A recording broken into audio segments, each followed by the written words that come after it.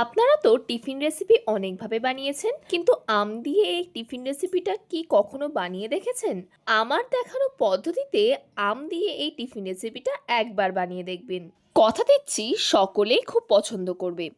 আমের সিজন চলে যাওয়ার আগে এই রেসিপিটা অবশ্যই একবার বানিয়ে দেখবেন।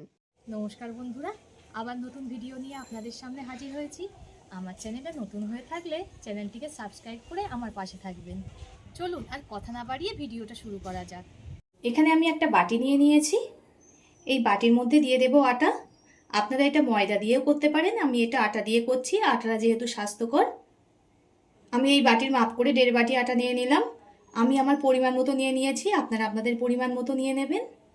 আজকের রেসিপিটা কিন্তু অনেকটাই ইউনিক হতে চলেছে বন্ধুরা। কোনো রকম কিন্তু মাখামাখি বেলাবেলির ঝামেলা ছাড়াই এই রেসিপিটা হয়ে যাবে, খুবই সহজেই হয়ে যাবে। এখানে আমি একটা বড় সাইজের ক্যাপসিকাম ঠিক এমনভাবে কুচিয়ে নিয়েছি দুটো কাঁচা আম আর একটা গাজর। এখানে আমি আমার পরিমাণ মতো সবজি ব্যবহার করলাম, আপনারা আপনাদের পরিমাণ মতো সবজি ব্যবহার করবেন।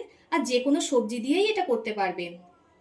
অনেক বাচ্চারা আছে সবজি খেতে পছন্দ করেন না, কিন্তু এই রেসিপিটা বানিয়ে দিলে তারাও চেটেপুটে খাবে, এতই দারুণ হয় খেতে। এখানে আমি একটা গ্রেটার নিয়ে নিয়েছি, এবার আমটাকে গ্রেট করে নেব। এখানে আমি একটা আম গ্রেট করে নিয়েছি, দেখুন অনেকটাই হয়েছে। আর একটা আমকেও গ্রেট করে নেব।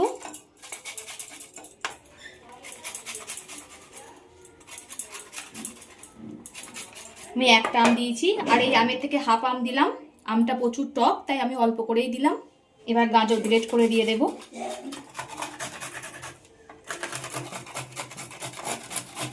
গাজরটাকে আমি গ্রেট করে দিয়ে দিয়েছি। এবার দিয়ে দেব ক্যাপসিকাম কুচি। আপনারা কিন্তু এখানে যে কোনো সবজি দিয়ে এটা করতে পারেন।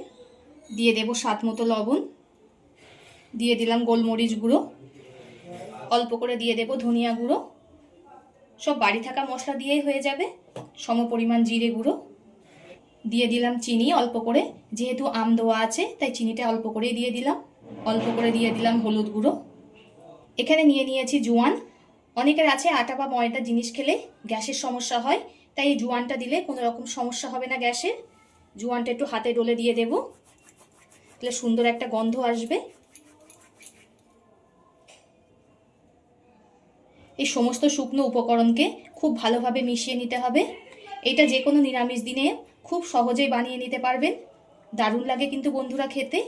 আর আমের সিজনে একবার হলেও ট্রাই করে দেখবেন। ট্রাই করে কমেন্ট করে জানাবেন কেমন লেগেছে। আমার সব কিছুকে খুব ভালোভাবে মেশানো হয়ে গেছে। এবার এতে অল্প অল্প জল দিয়ে একটা সুন্দর ব্যাটার তৈরি করে নেব। খুব ঘনও করব না, পাতলাও করব না।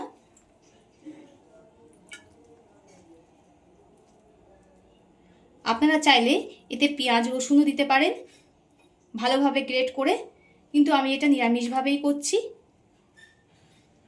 আমি দেখুন অল্প অল্প জল দিয়ে সুন্দর একটা ব্যাটার তৈরি করে নিয়েছি। যেহেতু আমি বাচ্চাদের কথা মাথায় রেখেই এটা করছি, তাই আমি এখানে লঙ্কা ব্যবহার করলাম না। আপনারা পরিমাণ মতো ঝালটা ব্যবহার করে নেবেন। আর কোনো রকম মাখামাখি বেলাবেলির ঝামেলা ছাড়াই এইটা হয়ে যাবে। সকালে কর্মব্যস্ততায় আমরা বুঝতে পারি না কি রেসিপি করব, বা বাচ্চাদের স্কুলের অফিসের টিফিনে কি দেব, তাই এইটাও খুব সহজেই বানিয়ে নিতে পারবেন। আর খেতেও দারুণ লাগে। আমার ব্যাটারটা খুব সুন্দরভাবে গোলা হয়ে গেছে। এখানে আমি একটা ফ্রাই প্যান বসিয়ে দিয়েছি, এতে দিয়ে দেব সাদা তেল। তেলটা খুব ভালোভাবে সারা দিকে পাতিয়ে নেব। তেলটা কিন্তু গরম হয়ে গেছে। এবার এই ব্যাটার থেকে অল্প অল্প নিয়ে এর উপরে পাতিয়ে দেব, ঠিক যেমন গোলা রুটি করে ঠিক তেমনই। যেহেতু এতে সবজি দেওয়া আছে, তাই একটু ঢাকা দিয়ে দেব সবজিগুলো সিদ্ধ হওয়ার জন্য। এই সময় গ্যাসটা একদম লোয়ে রেখে দেব। পিছন সাইডটা দেখুন 1 মিনিট মতো হতে দিয়েছিলাম। এবার উল্টিয়ে দেব। উল্টিয়ে এই সাইডটাও খুব ভালোভাবে হতে দেব। একটু ঢাকা দিয়ে দিয়ে করলে সবজিগুলো খুব সুন্দর সিদ্ধ হবে, তাই আমি ঢাকা দিয়ে দিয়ে করছি। আমি দুই সাইড খুব ভালোভাবে ভেজে নেব। আমি দুই সাইড খুব ভালোভাবে ভেজে নিয়েছি। এবার তুলে নেব। ফ্রাই প্যানে আবারও তেল দিয়ে দিলাম। এবার ব্যাটার থেকে অল্প অল্প নিয়ে এবার ছোট ছোট করে দিয়ে দেব। একসঙ্গে 4টে ভাজা হয়ে যাবে আর খুব তাড়াতাড়িও হবে।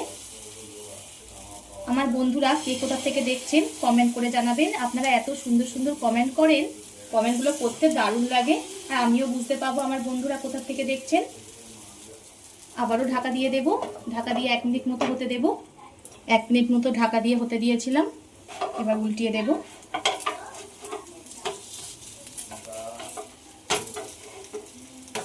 এবার পিছন সাইডটাও হতে দেব। আমার 2 সাইড খুব ভালো করে ভাজা হয়ে গেছে, তুলে নেব। এইভাবে বাকিগুলোও ভেজে নেব। আমার কিন্তু সব ভাজা হয়ে গেছে, দেখুন কেমন নরম তুলতুলে হয়েছে, আর খেতেও কিন্তু ভীষণ সুন্দর লাগে বন্ধুরা। এটা আপনারা চাইলে সস দিয়ে বা শুধুও খেতে পারেন, খুবই ভালো লাগবে কিন্তু খেতে। অবশ্যই একবার ট্রাই করে কমেন্ট করে জানাবেন কেমন হয়েছে। আমের সিজনে কিন্তু একবার হলেও এটা ট্রাই করে দেখবেন, খুবই ভালো লাগবে খেতে। ছোট থেকে বড় সবাই পছন্দ করবে। তো এতক্ষণ ধরে ভিডিওটা ধৈর্য ধরে দেখার জন্য অসংখ্য ধন্যবাদ। সবাই সুস্থ থাকবেন, ভালো থাকবেন। পরবর্তী একটা ভিডিও নিয়ে আপনাদের সামনে আবার হাজির হচ্ছি।